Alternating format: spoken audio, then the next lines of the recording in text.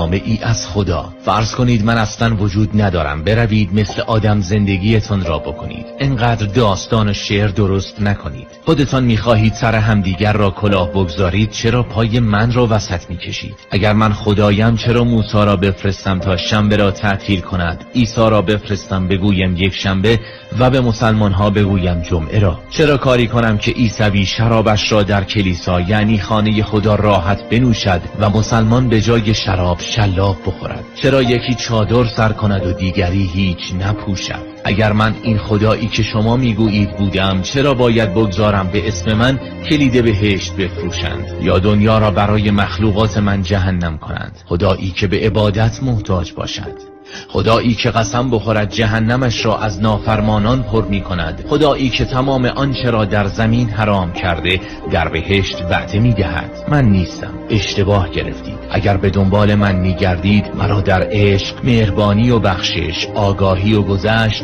و راستگویی و انسانیت پیدا کنید.